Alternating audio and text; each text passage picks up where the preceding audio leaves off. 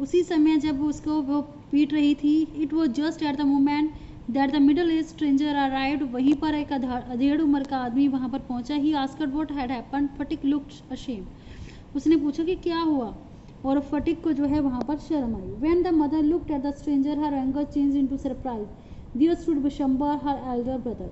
लेकिन जैसे ही उसकी माँ ने उस अजनबी की तरफ देखा, उसका जो गुस्सा था वो एकदम हैरानी में, आश्चर्यचकित में बदल गया। वो बिशंबर था, उसका बड़ा भाई।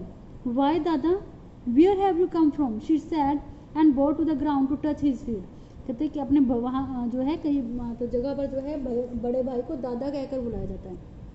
कहते कि आप कहाँ से आ गए, और उसने जो अपने भाई के पाँव फीट जो थे वो टच किए। Bishambar had come to see his sister after many years. Soon after her marriage, he had gone away to Mumbai and had started business there. So she had lost her husband while he was still there. Bishambar जो था वो अपनी बहन से काफ़ी सालों के बाद मिला था। उसकी बहन की जब शादी हो गई थी तो बिशंबर जल्दी ही मुंबई चला गया था। वहाँ पर उसने अपना बिजनेस शुरू कर दिया था। उसके बाद उसकी बहन के पति की मौत हो गई थी। बिशंबर जो है अभी कोलकाता में आ गया था, और जैसे ही उसे अपनी बहन का पता चला और वह उससे मिलने के लिए आ गया।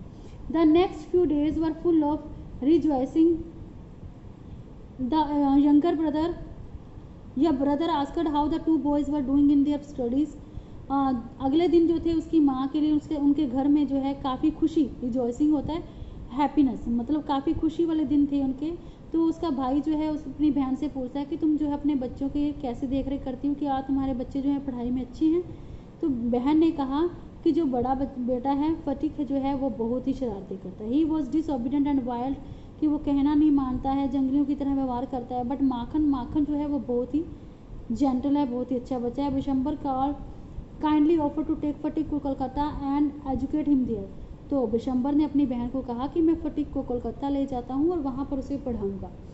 और इसके लिए जो उसकी माँ थी, मतलब विधवा माँ जो थी, वो एग्री हो जाती है, सहमत हो जाती है। When his uncle asked Phatik he would go to Kolkata, the boys joy knew no bounds. लेकिन जैसे ही ये बात फटिक से पूछी गई जब कि तुम मेरे साथ कोलकाता चलोगे, तो उसकी भी खुशी का ठिकाना ना रहा। उसने भी जल्दी से हाँ बोल दिया कि हाँ मैं जाऊँगा। The boy was in on pins all day long, he kept asking his uncle every minute when they would start. अब जो है उस लड़के के लिए जो थे, मतलब सारे दिन ही बड़े मतलब मुश्किल से गुजरने लगे, क्योंकि वो हर समय पूछता रहता था कि हम जो है कब कोलकाता जाएंगे। ठीक है, तो एज अ पार्टिंग गिफ्ट अब जो है वो कोलकाता जाने लगा है। तो जब वो अपने भाई से विदा लेने लगा तो उसने माखन को अपनी फिशिंग रोड, मछलियाँ पकड़ने वाली रोड भी दे दी, काइट भी दे दिया और मार्बल्स कंचे भी दे दिए। Phatik reach Kolkata with his uncle. Phatik जो अपनी अंकल के साथ उनके घर पहुंच गया, लेकिन जब वहाँ पर गया तो उसकी आंटी ने, उसकी मामी ने उसका कोई अच्छा स्वागत नहीं किया। वो बिल्कुल भी खुश नहीं हुई।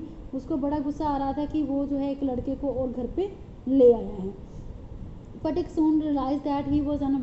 फटिक को भी महसूस हुआ कि उसकी आंटी जो है उसके साथ अच्छा व्यवहार नहीं करेगी, कि वो जो है उसके लिए दुखी है कि वो इस घर में क्यों आया। Frederick's situation at new school also was no different. He was the most backward boy in the whole school. अब फटिक की और हालत बिगड़ गई उस नए स्कूल में, क्योंकि वो बिल्कुल अलग था। वो एक बैकवर्ड, मतलब बिछड़ा हुआ लड़का था स्कूल में। सब सारा दिन चुप रहता था। उसके टीचर अगर क्वेश्चन पूछते थे तो वो चुप रहता था।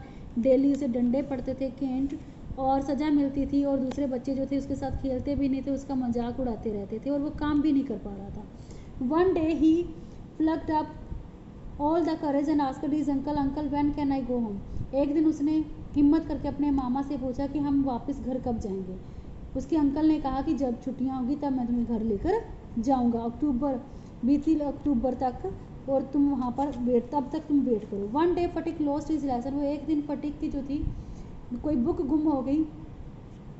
ही उसे जो है आप चैप्टर पढ़ने में और भी मुश्किल हो रही थी, और वो उसे और काम भी नहीं कर पा रहा था। ऐसे कुछ दिन गुजरते रहे, उसे डंडे पड़ते रहे स्कूल में से। लेकिन फटिक की जो थी अभी, उसने जब अपनी आंट से ये बात कही कि उसकी बुक जो गुम हो गई है, तो उसकी आंट जो है वो चिल्लाने लगी। उसने कहा कि अब मैं तुम्हें 1 महीने में 5-5 बार बुक्स कैसे लाकर दूँ। उस दिन जो है फटिक को काफ़ी बुरा लगा, और वो सारा दिन उसके स्कूल में सिर दर्द होता रहा। उसे कांपने भी लगा और उसे फीवर हो गया, बुखार हो गया। अगली सुबह ही फटिक जो था वो घर पर नहीं दिखाई दिया। सारी रात बारिश होती रही, लेकिन वो लड़का जो है भीगा रहा, गीला रहा, कहीं बाहर ही रहा और मतलब उसे ढूंढते रहे उस लड़के को पूरी रात, लेकिन वो लड़का कहीं भी नहीं मिला। तो बिशंबर ने पुलिस को बुला लिया। रात को पुलिस जो है ढूंढ कर उस लड़के को जब घर वापस लेकर आई तो वो जो फटिक जो था वो पूरी तरह से बीमार था, चला भी नहीं जा रहा था और उसे जो है अंदर लाकर घर पर लेटा दिया गया। वो कहीं सड़क के किनारे पर मिला था और कुछ भी वो बात नहीं कर पा रहा था। फटिक heard her words and sobbed aloud. Uncle, I was just going home, but they dragged me back again. लेकिन जब उसे पता चला कि मैं अपने अंकल के घर में दोबारा आ गया हूँ तो फटिक ने अपने मामा से कहा कि मामा जी, मैं तो अपने घर जा रहा था, लेकिन ये पुलिस वाले जो हैं मुझे वापस ले आए। उसको फीवर काफ़ी ज़्यादा हो गया था। बिशंबर ने डॉक्टर को बुलाया। उसने फटिक ने फिर आंखें खोली और देखा बाहर की तरफ कि सोचने लगा कि मामा जी छुट्टियाँ कब आएंगी। अपनी मामा जी से पूछा। Bishambar wiped and tears from his eyes. Bishambar रोने लगा, उसकी आंखों में से आंसू आ रहे थे और उसके बच्चे के जो हाथ थे वो काफ़ी गर्म थे और सारी रात वो माँ अपनी माँ को ही बुलाता रहा और मटरिंग होता है, धीमे धीमे बोलते रहना कि मुझे मत पीटो, मुझे मत पीटो, कि मैं तुम्हें सच बता रहा हूँ माँ, सच बता रहा हूँ। The next day for a short time Phatik became conscious. His eyes wandered round the room as he expected someone to come. अगले दिन कुछ समय के लिए बिशंबर को होश आया और वो चारों तरफ कमरे में देख रहा था कि कोई ना कोई उसे आज मिलने आएगा। बिशंबर ने उस लड़के की आंखों को पढ़ लिया और वो अपने से नीचे करके बैठ गया और उससे पूछा, Phatik, I have sent your for your mother, कि फटिक मैं जो हूँ तुम्हारी माँ को मैंने बुलावा भेज दिया है। The day dragged on. The doctor said the boys condition was critical. दिन गुजरता गया तो डॉक्टर ने कहा कि इस बच्चे की हालत बिगड़ती जा रही है। शाम को Phatik's mother burst into the room like a whirlwind. She flung herself on Phatik's bed. शाम को जो है मतलब एकदम से शाम को जो है उसकी माँ जो है ब्रस्ट आउट मतलब इनटू द रूम, whirlwind होता है एकदम हवा के झोंके की तरह वो कमरे में आई और एकदम से ही फ्लंग मतलब थ्रू वायलेंटली, एकदम से ही वो बेड के पास अपनी माँ अपने बेटे के पास बैठ गई और बोली, फटिक माय डार्लिंग, माय डार्लिंग, फटिक मेरे प्यारे बच्चे। फटिक जो है hand stop beating up and down. अब फटिक के हाथ जो थे वो ऊंचे ऊपर होना और नीचे होने बंद हो गए। Very slowly his eyes open. उसने धीमे से अपनी आंखें खोली। He could no longer see the people round his bed. वो चारों तरफ अपने नहीं देख पाया कि कौन उसके चारों तरफ खड़ा। एट लास्ट ही मरमर्ड, और अंत में सिर्फ उसने इतनी ही बात कही, mother the holidays have come, कि माँ छुट्टियाँ आ चुकी हैं। और इतना कहते ही उस बच्चे की जान निकल गई, मतलब उसकी मौत हो गई। So student, this is your chapter and I hope you have understood and this is its book work। और जो बाकी बेटा बुक वर्क है वो आपको इसी बुक में ही है, अगर आपने करना है तो कर लीजिएगा, अदरवाइज़ कोई ज़रूरत नहीं है। बाकी ये आप अपने इसे सॉल्व करना है, क्लियर। और बाकी इसके क्वेश्चन आंसर है वो भी मैं आपको सेंड कर दूँगी। आपने जो इसे अच्छी राइटिंग में अपने फेयर नोटबुक में राइट करना है। That's clear. Thank you. Have a nice day.